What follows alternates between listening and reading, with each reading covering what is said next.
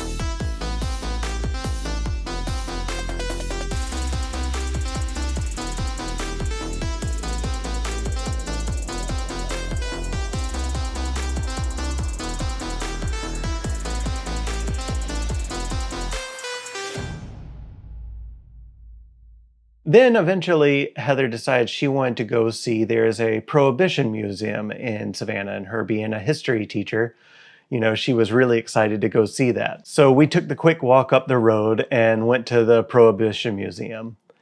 And this museum is actually fantastic. The tickets are only like 15 bucks to get in.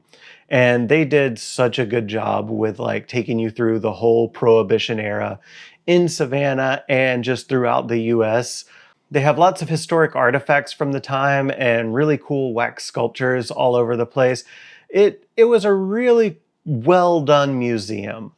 Like they did such a good job with it. It's absolutely fun. And at the end of the museum, there's a little speakeasy that you can go into where you have a password and everything, just like you would in Prohibition times. And that's how you end the museum tour, is in the speakeasy. And it's just a fun experience all around.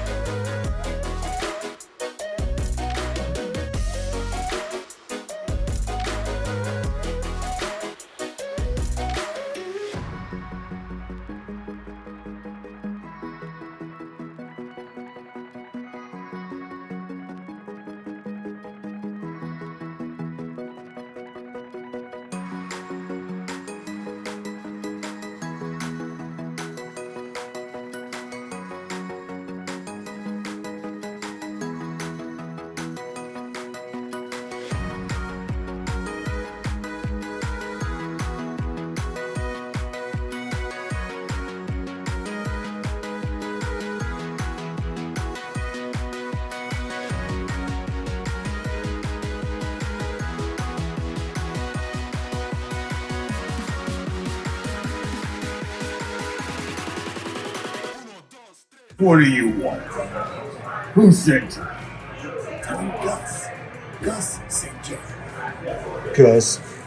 Yeah. All right.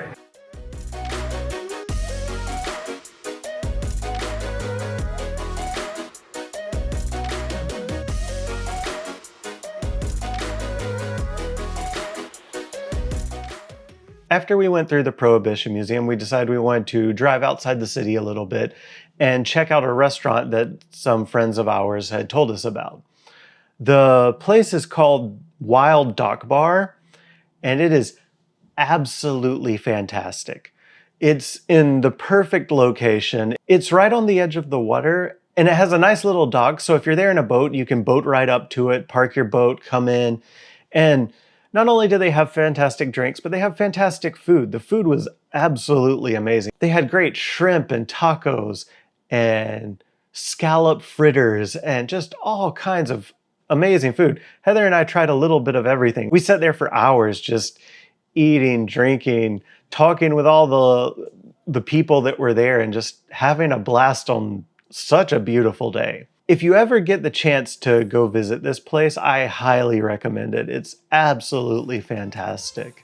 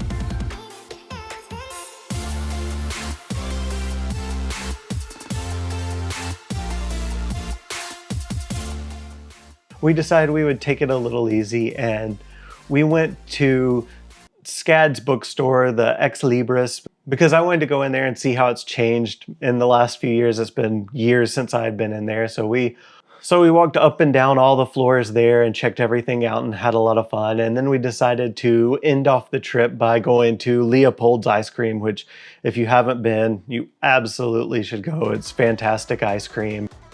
We walked to Leopold's, got the ice cream, and enjoyed walking and talking back.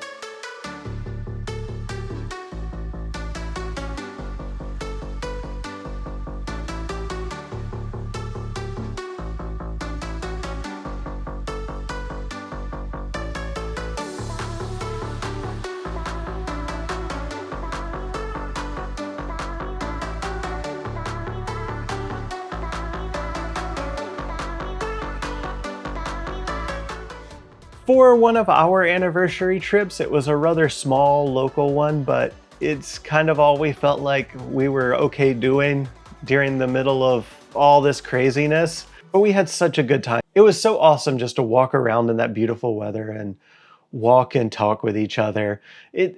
Honestly, that's one of my favorite things to do, is small little moments like that with Heather. So for me, it made it such an awesome anniversary. I hope she felt the same way. You know, she said she did, but I always want to do more if I can. Hopefully next year things will be less crazy and we'll be able to do like a really proper trip. But it was so much fun. And if you guys have a chance to go down to Savannah, I definitely recommend going down there to the Plant Riverside district and checking all of that out. That in itself is worth the trip. Going to all the entertainment areas, the wonderful venues, and everything is absolutely fantastic. The hotels that are in the area is like a JW Marriott, and Hilton has a couple of offerings, like the Cotton Sail Hotel is, I think, the name of it. And they're absolutely stunning hotels. Incredible. So you won't be disappointed in that regard either. But yeah, just check it out. Check out the Wyld Dock Bar and enjoy yourselves like we did. All right, I hope to see you out there. Bye. In case you guys were wondering, I shot all this on the iPhone 13 Pro in cinematic mode and using my DJI OM5. I hope that answers any questions you might have. With all the stuff that we're having to do lately with like Zoom calls and Google Meet, does anyone else brush their teeth before the meetings? Like, I catch myself doing that all the time, like they're gonna smell my breath if it's bad or something. I don't know why I do that, and I was just curious, do any of you guys do that?